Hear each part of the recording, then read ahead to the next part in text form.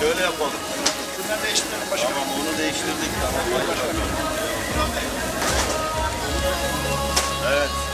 Bu nasıl? Tamam mı? Bu da tamam Bu başkanım. tarafta olmuş. Tamam. Oo. Arkadaşlar hepiniz hoş geldiniz. Yağmurlu bir İstanbul gününde böyle tam Hamsi Festivali'ne uygun bir gündeyiz. Rahmet yağıyor. Biz de komşularımıza hamsi ikram edelim dedik.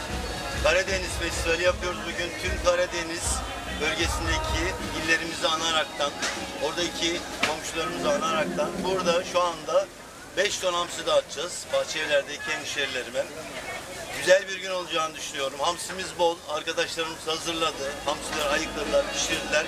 Sabahtan beri pişiriyorlar. Kuyruğu gördünüz. Bayağı kalabalık şimdi. Güzelce ne yiyeceğiz? Helvamız da var zannedersem. Sonra da eğleneceğiz. Horonumuzu çekeceğiz. Burada tabii ki amacımız şu. Sadece Karadeniz değil. Biliyorsunuz biz daha önce Çiğ Köfte Festivali de yaptık. 5. Hamsi Festivalimiz. Türkiye'deki gelişen mottoları bir araya getirmek. Tüm hemşerilerimizi bir araya getirmek. 81 dilimiz birbirinden güzel. Karadeniz'i, Anadolu'su, Doğu'su, Güneydoğu'su, Akdeniz'i, Ege'si, Marmara'sı hepsi birbirinden güzel. Burada bir ananeyi hatırlatmak, çocuklarımızı, komşularımızı mutlu etmek. Bir Bahçelievler Belediye Başkanı ne isteyebilir? Komşularını mutlu etmek isteyebilir. Ben de bunu yapmaya çalışıyorum. Birazcık da tabii ekonomik şartlarda balık pahalanıyor. Ben pazarları biliyorsunuz takip ediyorum. Arkadaşlar diyorum biraz düşük satın diyorum. Ama bugün herkese istediği kadar hamsi ikram edeceğiz. Reis kolunu biraz sola alın. Allah Allah. Abi şu ambulans buraya getir. Lütfen buyurun. Tamam. Evet.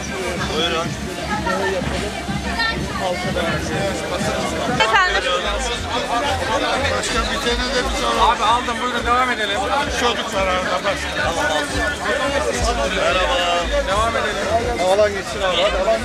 Abi aldım, devam edelim. Arkadakilerin hakkını gidelim. Ablam üstüne alayım.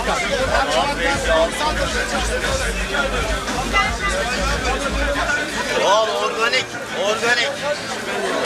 Biz de diyoruz ki Bahçelievler'den Gazze'ye mutluluk olana kadar, huzur olana kadar, sağlıklı insanlar, çocuklar sağlıklı olana kadar biz bu çalışmamızı hiç bırakmayacağız diyorum. Size Gazze ile ilgili bir hatırayı takdim ediyorum.